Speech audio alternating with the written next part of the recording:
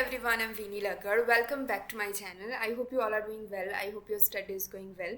Welcome to the part 2 of terpene. हमने terpene का part 1 देखा था जहाँ पे हमने जनरल इंट्रोडक्शन, प्रॉपर्टीज़ और क्लासिफिकेशन से रिलेटेड चीज़ों को डिस्कस करा था.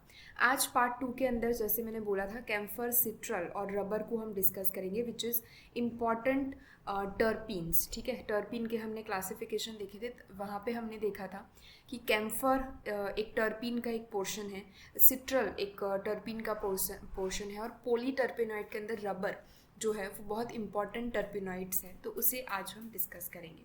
Starting with the citral. देखिए सिट्रल जो है वो सबसे पहले तो आपको कहाँ पे देखने को मिलेगा. तो सिट्रल जो है वो हमें लेमन ग्रास ऑयल में देखने को मिलेगा. ठीक है, इसके अंदर आपको दो टाइप्स देखने को मिलेंगे, एक तो जिरानियल एंड दूसरा जो है वो निराल. ठीक है, तो ये स्ट्रक्चर आप देख सकते हो और खट्टी इसकी जो है वो स्मेल आएगी या फिर टेस्ट आएगा. लेकिन आपने इस तरीके का लेमन ग्रास देखा होगा, तो लेमन ग्रास में और लेमन में जो है वो सिट्रल आपको देखने को मिलेगा. ठीक है, चलिए. It is consider to be the most important member of the acyclic monoterpenoid. यहाँ से आपको MCQ याद रखना है. Acyclic monoterpenoid. सबसे पहले तो मोनोटर्पिनॉइड के अंदर कितने कार्बन एटम होते हैं और कितने आइसोप्रीन यूनिट होते हैं वो आपको याद होने चाहिए. हेमीटर्पिनॉइड के अंदर एक आइसोप्रीन यूनिट होगा, मोनोटर्पिनॉइड के अंदर 2 आइसोप्रीन यूनिट होंगे, यानी कि 10 कार्बन एटम की चेन होगी. और वो कैसा होगा, साइक्लिक नहीं होगा लेकिन ए साइक्लिक होगा. ठीक है, तो सिट्रल जो है वो ए साइक्लिक मोनोटर्पिनॉइड का एक क्लासिफिकेशन है. It is the main constitute of lemon grass oil. जैसे मैंने बोला लेमन ग्रास मैंने आपको फोटो में दिखाया, तो लेमन ग्रास ऑयल का एक एसेंशियल पार्ट है. It is also present in oil of citrus fruits. Citrus it means कि जो खट्टे फ्रूट होते हैं, जैसे कि आपने लेमन को देखा, वैसे जितने भी खट्टे फ्रूट होंगे तो उसके अंदर सिट्रल होगा जिसकी वजह से उसका जो टेस्ट है वो खट्टा होगा. It is a pale yellow liquid having a strong lemon like order. ठीक है, कहाँ पे आपको मिलेगा, वो लेमन ग्रास ऑयल में मिलेगा और लेमन जैसी उसकी स्ट्रॉन्ग ऑर्डर या फिर स्मेल या फिर फ्रेग्रेंस आप बोल सकते हो वो आपको देखने को मिलेगी. तो सिट्रल से रिलेटेड ये जो था वो इम्पॉर्टेंट फीचर था. ए साइक्लिक मोनोटर्पिनॉइड्स जो है वो बहुत इंपॉर्टेंट MCQ आपको याद रखना होगा. नेक्स्ट सिट्रल जो है उसके 2 फॉर्म आपको देखने को मिलेंगे. सबसे पहला फॉर्म होगा आपका सिस सिट्रल, जहाँ पे CHO ग्रुप जो है वो डबल बॉन्ड के इस तरफ वाले ये पूरे बड़ा जो फंक्शनल ग्रुप है ये वाला ए साइक्लिक ग्रुप इसके साथ सिसॉइड फॉर्म में है, आप यहाँ पे देख सकते हो. जबकि यहाँ पे जो CHO है वो इस तरीके से ट्रांसॉइड फॉर्म में है, यानी कि पूरा ये जो ग्रुप है वो लेफ्ट हैंड साइड है और यहाँ पे जो CHO ग्रुप है वो ऊपर की साइड है. ठीक है, तो ये ट्रांसिट्रल हो गया. तो ये जो है वो 2 सिट्रल के फॉर्म हो गए. सिस को हम Z फॉर्म भी बोलेंगे और ट्रांस को हम E फॉर्म भी बोलेंगे. ट्रांस को सिट्रल A बोला जाता है और सिस को सिट्रल B बोला जाता है. ठीक है, तो ये कुछ नाम है आपको याद रखने होंगे. नेट में MCQ में इस तरीके से आपको घुमा के पूछा जा सकता है. Citral is obtained from lemon grass oil by treating with sodium bisulfite solution. यानी कि लेमन ग्रास ऑयल में से हमें सिट्रल मिलेगा. कैसे मिलेगा, तो लेमन ग्रास को जब हम सोडियम बाइसल्फाइड सॉल्यूशन के साथ ट्रीट करेंगे. Crystalline bisulphide derivative separates and these on hydrolysis with sodium carbonate give pure crystal. यानी कि प्योर सिट्रल, यानी कि प्योर सिट्रल लेने के लिए हमें क्या करना पड़ेगा, कार्बोनेट के साथ उसे सोडियम कार्बोनेट के साथ उसे ट्रीट करना पड़ेगा. क्रिस्टलाइन बाइसल्फाइड डेरिवेटिव जो होते हैं, क्योंकि हमने सोडियम बाइसल्फाइड के साथ लेमन ग्रास ऑयल को ट्रीट करा, तो क्रिस्टलाइन एक डेरिवेटिव आपको सेपरेट होती हुई दिखेगी विच इज़ बाइसल्फाइड डेरिवेटिव.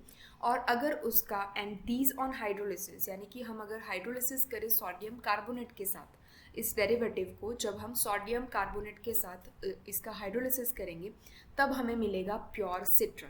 ठीक है, तो सिट्रल किस तरीके से मिला, लेमन ग्रास ऑयल को हमने ट्रीट करा सोडियम बाइसल्फाइड से, तो हमें सोडियम बाइसल्फाइड का डेरिवेटिव मिला. उस डेरिवेटिव को हम हाइड्रोलिसिस करेंगे सोडियम कार्बोनेट के साथ, तब हमें मिलेगा pure citral. It is used extensively in perfumes and flavor industry to stimulate lemon-like odor and for the manufacture of vitamin A. Vitamin A के मैन्युफैक्चर के अंदर सिट्रल का यूज़ होगा। फ्रेग्रेंस इंडस्ट्री के अंदर जहाँ पे परफ्यूम्स बनेंगे या फिर किसी फूड में, किसी ब्रेवरेज में अगर आपकी जो लेमन लाइक ऑर्डर होती है, लेमन की जो टेस्ट होता है उसको आर्टिफिशियली उसके अंदर इंक्लूड करने के लिए सिट्रल का यूज़ होता है। It is also used for reducing the blood pressure, blood pressure को रिड्यूस करने के लिए, कम करने के लिए भी इसका यूज़ किया जाता है। स्ट्रक्चर की अगर हम बात करें तो it is confirmed by the ozonolysis. Ozonolysis हम करेंगे with the help of zinc and H2O। तो सबसे पहले सिट्रल का ये वाला आपका देखने को मिलेगा एक स्ट्रक्चर। यहाँ पे आप देख सकते हो कि ये 1 2 3 4 और 5 ये वाला एक पूरा आपका आइसोप्रीन यूनिट हो गया, और ये वाला आपका पूरा एक आइसोप्रीन यूनिट हो गया, जहाँ पे एक CHO सब्सटीट्यूशन यहाँ पे आपको देखने को मिलेगा। तो ये पूरा जो आपका सिट्रल का मोलिक्यूल है वो कंफर्म कैसे होता है ओजोनोलिसिस से। कैसे? अगर सिट्रल का हम ओजोनोलिसिस करेंगे तो हमें मिलेगा एसीटोन। तो आप एसीटोन देख सकते हो, यहाँ पे एक CH3 ग्रुप है, यहाँ पे एक CH3 ग्रुप है, तो बीच में आपका होगा डबल बॉन्ड, तो वो डबल बॉन्ड CO में कन्वर्ट हुआ होगा ओजोन से, ओजोन की वजह से। तो CH3 CO CH3 यहाँ से आया होगा। ग्लायोक्साइल यानी कि CHO, ठीक है। तो आप देख सकते हो यहाँ पे कि ये वाला जो CHO है उसके साथ जो कार्बन एटम यहाँ पे लगा हुआ है, ये वाला कार्बन एटम, तो वो आप ये जो CHO है इस कार्बन एटम के साथ लगा हुआ है, और इसके साथ यहाँ पे डबल बॉन्ड है, तो ये CHO और ये डबल बॉन्ड जो है वो CHO में कन्वर्ट हुआ होगा। तो इस पूरे पोर्शन में से आपको ग्लायोक्साइल देखने को मिलेगा। ग्लायोक्साइल यानी कि दो CHO ग्रुप, एल्डिहाइडिक ग्रुप आपस में जुड़े हुए होंगे, और बीच का ये वाला जो पोर्शन आपका बचेगा, ये वाला पोर्शन, इसमें से आपका बनेगा ये वाला पूरा पोर्शन, ठीक है। नीचे CHO डबल बॉन्ड जो था वो CHO में कन्वर्ट हो गया, इधर डबल बॉन्ड था वो कीटोनिक ग्रुप में प्रेजेंट हो गया, और ऊपर CH3 था। तो ओजोनोलिसिस से हमें एसीटोन, ग्लायोक्साइल और लेव्युलाल्डिहाइड, इसे क्या बोलेंगे हम, लेव्युलाल्डिहाइड। आई होप आपको यहाँ पे दिख रहा होगा। लेव्युलाल्डिहाइड जो है वो हमें मिलेगा। तो एसीटोन, ग्लायोक्साइल और लेव्युलाल्डिहाइड हमें 3 मिलते हैं सिट्रल के ओजोनोलिसिस से। Further the structure of citral has been confirmed on the basis of synthesis, यानी कि मिथाइल हेप्टेनॉन का हमने यूज़ करा। ये जो है पूरा मिथाइल हेप्टेनॉन है, अगर उसको हमने क्या करा synthesis, basis of the synthesis यानी कि जिंक और आयोडो फॉर्मेट के साथ CH2COOET, यानी कि ये जो पूरा स्ट्रक्चर होगा CH2COOET का, वो होगा आपका इथाइल फॉर्मेट। तो इथाइल फॉर्मेट में अगर हम आयोडीन ऐड कर दें तो आयोडीन फॉर्मेट इसका नाम होगा। तो इस फॉर्मेट को अगर हम जिंक के साथ ट्रीट करें, ठीक है, तो ये पूरा जो मिथाइल हेप्टेनॉन है उसका रिएक्शन होके इस तरीके का आपका स्ट्रक्चर देखने को मिलेगा, जहाँ पे यहाँ पे जो कीटोनिक COO ग्रुप था वो सेकेंडरी OH में ऑक्सीडाइज हो गया, और यहाँ पे ये जो कार्बन एटम था वो COOET जो है वो जुड़ गया, यानी कि आयोडीन निकल जाएगा और CH2COOET जो है वो आपका इस कार्बन एटम के साथ जुड़ जाएगा, ठीक है। आई होप आपको ये समझ आया होगा अच्छे से। मैं अगेन इस चीज़ को समझा देती हूँ। देखिए थोड़ा सा हम इसको जूम करते हैं। यहाँ पे इस कार्बन एटम के साथ C डबल बॉन्ड O था, तो कीटोनिक ग्रुप जो है वो जिंक की प्रेजेंस में रिड्यूस होगा और सेकेंडरी OH में कन्वर्ट होगा। तो ये रहा आपका सेकेंडरी OH ग्रुप। यहाँ पे CH2 या ये कार्बन जो एटम है उसके साथ 2 हाइड्रोजन है, तो CH2COOET। तो अगर ये कीटोनिक ग्रुप का हमने यहाँ पे जिंक के साथ रिडक्शन करवा के OH में कन्वर्ट कर दिया, अब इस कार्बन एटम के साथ ये जो CH2COOET ग्रुप है वो यहाँ पे जुड़ जाएगा, यानी कि COOET ग्रुप जुड़ गया, CH2COOET ग्रुप। अभी अगर हम एसिटाइलेशन करवाए एसिटिक एनहाइड्राइड से तो वाटर मोलिक्यूल का रिमूवल होगा, और क्या होगा आपका यहाँ से OH और यहाँ से होगा आपका हाइड्रोजन एटम रिमूव, तो इसके बीच में डबल बॉन्ड बन जाएगा, यहाँ पे डबल बॉन्ड आएगा, ठीक है। तो यहाँ से OH जाएगा और यहाँ से एक हाइड्रोजन जाएगा, तो यहाँ पे इन दोनों के बीच में डबल बॉन्ड बन जाएगा। कैल्शियम सॉल्ट या फिर कैल्शियम फॉर्मेट के साथ अगर हम रिएक्शन करवाएं तो COOET यानी कि जो एस्टर है उसकी रिएक्शन होके यहाँ पे CHO में कन्वर्जन आपको दिखाएगा, ठीक है। तो एस्टर का कन्वर्जन होगा CHO में, तब आपको ये वाला प्रोडक्ट देखने को मिलेगा। तो इतनी सी चीज़ें थी आपकी कहाँ पे सिट्रल के अंदर, ठीक है। तो सिट्रल का कन्फर्मेशन कैसे हुआ? तो सबसे पहले तो अगर यहाँ पे COOET ग्रुप जुड़ सकता है तो वहाँ पे CHO का कन्फर्मेशन, यहाँ पे कन्वर्जन होना पॉसिबल है, इसी वजह से यहाँ पे CHO ग्रुप है। तो इस बेसिस पे उन लोगों ने यानी कि साइंटिस्ट ने सिट्रल जो है उसका पूरा एक स्ट्रक्चर जो है वो डिफाइन करा, ठीक है। क्योंकि यहाँ पे COOET की जगह CHO आ रहा है तो इस कार्बन के ऊपर CHO ग्रुप हो सकता है। क्योंकि यहाँ से OH गया, क्योंकि यहाँ से हाइड्रोजन गया तो यहाँ पे डबल बॉन्ड आ सकता है, ठीक है। और अगर यहाँ से OH गया तो मतलब कि वो सेकेंडरी OH है, यानी कि उसका ऑक्सीडेशन करेंगे तो वो कीटोनिक फॉर्म कहलाएंगे, यानी कि। तो इसके बेसिस पे उन लोगों ने सिट्रल का जो स्ट्रक्चर है वो इस तरीके का यहाँ पे डिफाइन करा, ठीक है। आई होप आपको सिट्रल के बारे में चीज़ें पता लगी होगी। सिट्रल के बारे में जब भी आपको थियोरी लिखने को बोले तब आपको ये लिखना है कि सिट्रल बनता किस तरीके से है। सबसे पहले तो इसके 2 फॉर्म आपको मेंशन करने, cisoid and transoid. Transoid will be citral A, cisoid will be citral B। Z form और E फॉर्म वो तो हमारा जो कॉन्फ़िगरेशन है वो हम लिख सकते हैं। परफ्यूम फ्लेवर इंडस्ट्री में यूज़ होगा, ब्लड प्रेशर शुगर को डाउन करने के लिए, रिड्यूस करने के लिए काम होगा। यहाँ पे ए साइक्लिक मोनोटर्पिनॉइड क्लास में से वो बिलोंग करता है। साइट्रस फ्रूट में वो मेजरली मिलता है। लेमन ग्रास ऑयल इसका मेन सोर्स है। तो इतनी चीज़ें आपको सिट्रल के बारे में याद रखनी है। नेक्स्ट हम कैम्फर के ऊपर चलेंगे। सबसे पहले तो कैम्फर का फोटो देख लेते हैं। कैम्फर यानी कि हमारे घर में यूज़ होने वाला कपूर, कैम्फर यानी कि हमारे घर में यूज़ होने वाला कपूर। पूजा में और कहीं पे भी जब आप देखो तो कपूर की हम जो है वो यूज़ करते हैं, ठीक है। दिया वगैरह करने में हम कपूर का यूज़ करते हैं। तो कपूर के अंदर एक एसेंशियल कौन सा टर्पीन मौजूद है? कपूर की एक बहुत अच्छी स्मेल आती है, ठीक है। कपूर को जब आप जलाओगे तो उसकी स्मेल आएगी, उसकी फ्रेगरेंस आएगी। तो वो फ्रेगरेंस जो है ड्यू टू कैम्फर आती है, ठीक है। तो ये आपको याद रखना है। तो ये कपूर हमने देख लिया। कैम्फर जो है occurs in camphor tree, camphor के ट्री में से हमें मिलेगा camphor of Formosa and Japan. Formosa and Japan के अंदर कैम्फर ट्री होते हैं जिसमें से आपको कैम्फर मिलेगा। It is optically active, plus and minus forms occur naturally, whereas racemic camphor is the usual form of synthetic camphor। यानी कि रेसिमिक कैम्फर यानी कि 50% जो होगा, 50% R 50% S जो होगा is the usual form of synthetic camphor, ठीक है। सिंथेटिक कैम्फर के अंदर आपको रेसिमिक मिक्सचर ऑफ कैम्फर देखने को मिलेगा। जबकि यहाँ पे आप देख सकते हो कि प्लस एंड माइनस फॉर्म, यानी कि जो प्लेन पोलराइज लाइट को राइट साइड और लेफ्ट साइड टर्न करें तो ऐसे फॉर्म जो है वो नेचुरली कैम्फर में देखने को मिलेंगे। जबकि रेसिमिक फॉर्म यानी कि R और S दोनों का मिक्सचर जब देखने को मिलेगा तो वो आपको मिलेगा कहाँ पे? सिंथेटिक कैम्फर में। It is obtain by the steam distillation of would, यानी कि वुड का क्या करेंगे? डिस्टिलेशन करेंगे।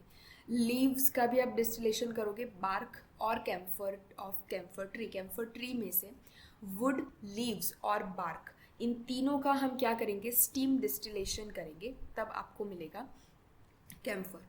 कैम्फर हैज़ कैरेक्टरिस्टिक्स ऑर्डर और सब्लिमाइज एट रूम टेम्परेचर, यानी कैम्फर आपने देखा होगा कि रूम टेम्परेचर पे भी आप उसे रख के रखोगे तो वो उड़ जाएगा, यानी ख़त्म हो जाएगा।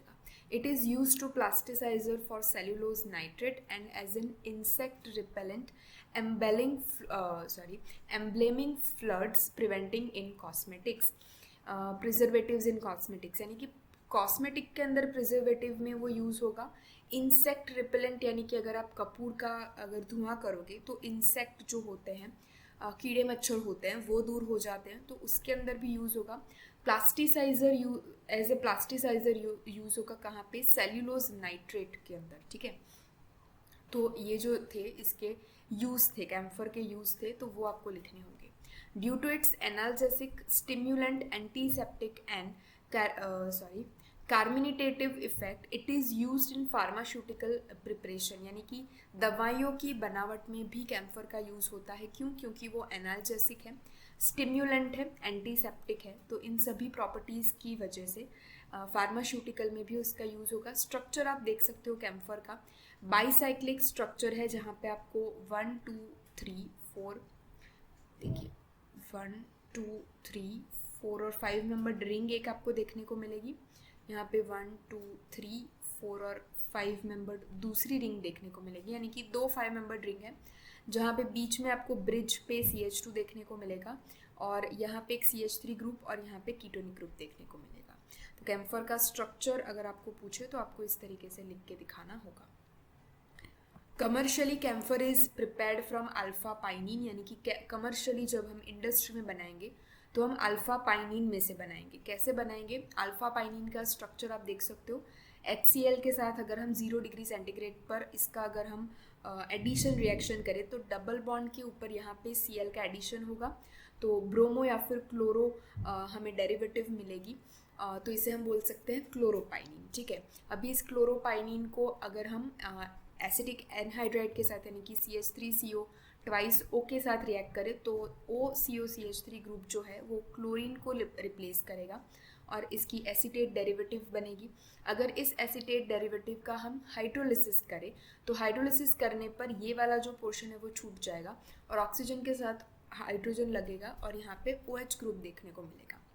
अभी इसका हम क्या करेंगे, सेकेंडरी OH का अगर हम ऑक्सीडेशन कर दें तो ऑक्सीडेशन करने पर OH कन्वर्ट हो जाएगा कहाँ पे? कीटोन में। ठीक है, कीटोनिक ग्रुप में, तो ये हमें मिलेगा कैम्फर। ठीक है, तो कैम्फर से मिलता जुलता स्ट्रक्चर किसका है? सबसे पहले तो अल्फा पाइनिन का है।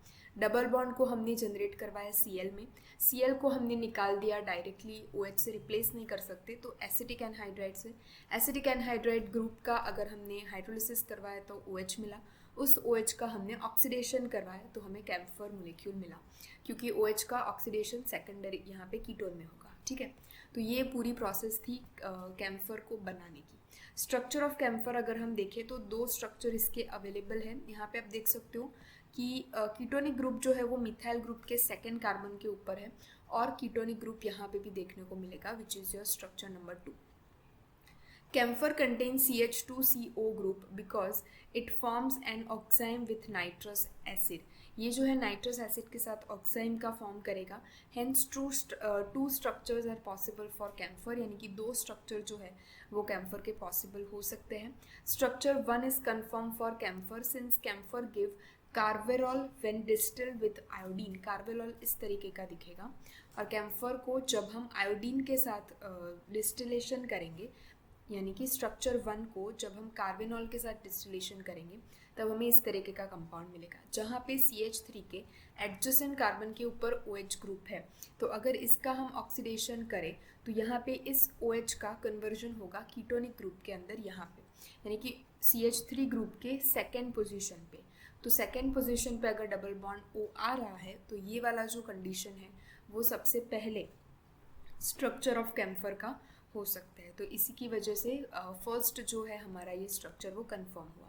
कैसे हुआ? आयोडीन के साथ डिस्टिलेशन करने पर। Money et al have synthesized camphor from dihydrocarvenol in 2 step. Dihydrocarvenol यानी कि यहाँ पे आप देख सकते हो कार्बेनॉल के ऊपर यहाँ पे CH पे 2 CH3 ग्रुप थे और यहाँ पे बेंजीन रिंग थी। अगर इसका हम डिहाइड्रेशन कर दें तो यहाँ पे जो है वो OH का कन्वर्जन हो जाएगा C डबल बॉन्ड O में, मिथाइल एज इट इज़ होगा और ये पूरा जो है वो सैचुरेट हो जाएगा। इसकी हमने इस रिएजेंट के साथ रिएक्शन करवाई तो ऑक्सीजन जो है वो यहाँ पे OAC यानी कि एसीटेट में वो कन्वर्ट हो जाएगा, यहाँ पे डबल बॉन्ड देखने को मिलेगा। इसकी अगर हम ल्यूइस एसिड BF3 के साथ in presence of methylene dichloride के साथ एज अ सॉल्वेंट रिएक्शन करवाएंगे तो OAC का फॉर्मेशन होगा, यहाँ पे कन्वर्जन होगा यहाँ पे C डबल बॉन्ड O में। इस पूरे स्ट्रक्चर के बीच में आपको ब्रिज देखने को मिलेगा और 2 CH3 ग्रुप इस तरीके से मिलेंगे। यहाँ पे ये वाला जो स्ट्रक्चर है वो अब यहाँ पे से ख़त्म हो जाएगा और आपको कैम्फर जो है वो देखने को मिलेगा। तो इस तरीके से कैम्फर जो है उसका प्रोडक्शन भी हो सकता है बाय डाईहाइड्रोकार्बेनॉल की वजह से। चलिए स्टीरियोकेमिस्ट्री ऑफ कैम्फर देख लेते हैं। दो camphor has 2 dissimilar chiral center, only 1 pair of enantiomer is possible। तो 1 pair of enantiomer possible है वो याद रखेंगे। Since only cis fusion of the gem diethyl methylene to cyclohexane ring is possible, both conformation with cis fusion of jam diethyl methylene is shown below. यानी कि यहाँ पे जो है सिस जो है ये वाली जो पूरी रिंग है वो आपकी सीसॉइड फॉर्म है, ठीक है। 6 मेंबर्ड रिंग साइक्लोहेक्सेन के 2 फॉर्म होते हैं, cisoid and boat form. Boat form आपके इस तरीके से देखने को मिलेंगे, आपने कई जगहों पे स्टीरियो केमिस्ट्री में देखा होगा। और बोट फॉर्म जो है वो आपको इस तरीके का दिखाई देगा, इस तरीके का।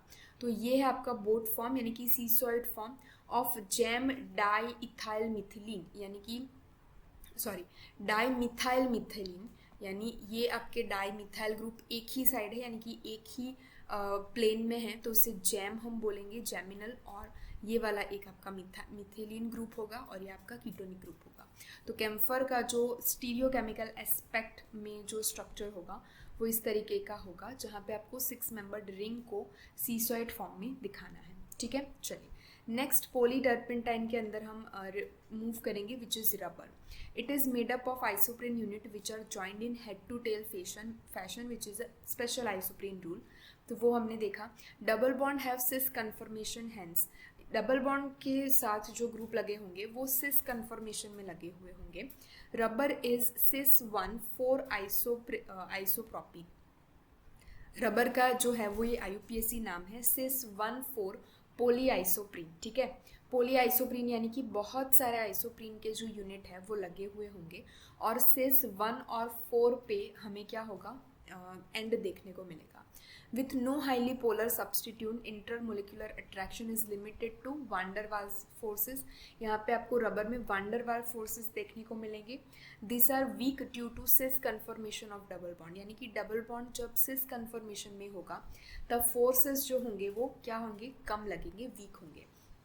चलिए, तो यहाँ पे आप सिस कन्फर्मेशन देख सकते हो, ये पूरा आप सिस देख सकते हो यहाँ पे। ठीक है, ये आप देख सकते हो सिसॉइड फॉर्म में, यहाँ पे आप देख सकते हो सीसॉइड फॉर्म में, राइट। चलिए, trans conformation permit highly regular zigzag rearrangement that fix together very well, where cis conformation does not. यानी कि अगर ट्रांस में आप बात करो, ये आप देख सकते हो ट्रांसॉइड फॉर्म है, यहाँ पे आप ट्रांसॉइड फॉर्म देख सकते हो। ठीक है, तो ट्रांस कन्फर्मेशन अगर होगा तो वो highly regular zigzag rearrangement permit करेगा। That fix together very well, यानी कि बहुत अच्छे से वो जुड़ते हैं। जबकि सिस होगा तो वो सिस ना जल्दी जुड़ेगा नहीं। लाइक देखिए, इस तरीके का अगर होगा तो वो क्या होगा, इस बॉन्ड के थ्रू रोटेट होता रहेगा। दोनों ये वाला और ये वाला जो फंक्शनल ग्रुप है वो इस बीच के बॉन्ड के थ्रू रोटेट होता रहेगा, यानी कि फिक्स वो जुड़ेगा नहीं। जबकि ट्रांस होगा तो ट्रांस की जो ज्योमेट्री होगा वो इस तरीके की होगी, तो वो फिक्स एक दूसरे के साथ मतलब कि हिलेंगे नहीं। तो सिस कन्फर्मेशन जो है वो जिगजैग पैटर्न को वहाँ पे नहीं डिसाइड करेगी। Gutta percha is obtain from the bark of trees, यानी कि पेड़ की जो बार्क होती है उसके अंदर से हमें गुट्टा पुर्चा मिलेगा। It is hard and has very little elasticity, बहुत ही कम इलास्टिसिटी होती है। मेजरली हम रबर को इलास्टिसिटी से कनेक्ट करते हैं कि अगर रबर होगा तो बहुत ज़्यादा इलास्टिक होगा, ठीक है, बहुत ज़्यादा फ्लेक्सिबल होगा। लेकिन गूटा पुर्चा जो है वो हमें ट्री के बार्क में से मिलेगा और वो बहुत ही लिटल इलास्टिसिटी को मतलब कि बेयर करेगा। यहाँ पे ट्रांस 1,4 पोली आइसोप्रीन आपको देखने को मिलेगा विच इज़ गूटा पुर्चा, और जो आपका नेचुरल रबर होगा विच इज़ सिस आइसोप्रीन होगा, वो आपको याद रखना है। Cross linking is brought about by vulcanisation, यानी कि क्रॉस लिंक कैसे कर सकते हैं, इस रबर को हम दूसरे रबर के साथ ज्वाइन करके हार्ड रबर यानी कि ज़्यादा टेंसिल स्ट्रेंथ, ज़्यादा स्ट्रेंथफुल रबर हम किस तरीके से बना सकते हैं, तो वल्केनाइजेशन से बना सकते हैं। Vulcanisation is a process in which the rubber is heated with sulphur, यानी कि रबर को हम सल्फर के साथ ट्रीट करेंगे। Hence sulphur bridges are introduce between different chain, यानी कि मान लीजिए कि ये एक रबर की चेन है और ये दूसरी एक रबर की चेन है, और इन दोनों के बीच में वल्केनाइजेशन से सल्फर की जो है वो आपको एक चेन देखने को मिलेगी। तो सल्फर की एक ब्रिज बन जाएगा और ये पूरा जो आपका स्ट्रक्चर बनेगा, पूरा जो रबर वल्केनाइज रबर मिलेगा, तो उसकी जो स्ट्रेंथ है वो बहुत ज़्यादा होगी। क्रॉस लिंक जो है वो क्या प्रोवाइड करेगा, makes rubber harder and stronger, यानी कि स्ट्रॉन्ग रबर हमें देखने को मिलेगा। तो यहाँ पे हमारा जो रबर का पोर्शन था पॉलीटर्पिनॉइड में वो भी यहाँ पे कंप्लीट होता है। आई होप आपको तीनों चीज़ें जो है, सिट्रल हमने देखा, कैम्फर देखा और रबर देखा, उसमें कोई डिफ़िकल्टी नहीं आई होगी। जो कुछ पोर्शन बाकी है टर्पीन से रिलेटेड, जिंगीबरीन है, फर्नेसॉल है, वो एक कुछ ऐसे 2-3 थियोरी है जो एमएससी बेस में पूछी जाती है। तो नेक्स्ट वीडियो लेक्चर्स के अंदर हम अल्केलॉइड को सबसे पहले ख़त्म करेंगे और उसके बाद उस चीज़ को हम डिस्कस करेंगे। सो अगर आपको कोई भी चीज़ समझ नहीं आई हो, please let me know in the comment section below. अगर आपके कोई भी कन्फ्यूजन हो, आप कन्फ्यूजन पॉइंट की सीरीज़ में देख सकते हो। अगर वहाँ पे सॉल्यूशन ना मिले तो आप कमेंट सेक्शन में लिख सकते हो, हम कन्फ्यूजन पॉइंट में उस चीज़ को डिस्कस करने की कोशिश करेंगे। मिलेंगे एक नेक्स्ट वीडियो के साथ जहाँ पे हम नेक्स्ट टॉपिक को डिस्कस करेंगे। Till then stay happy, stay positive.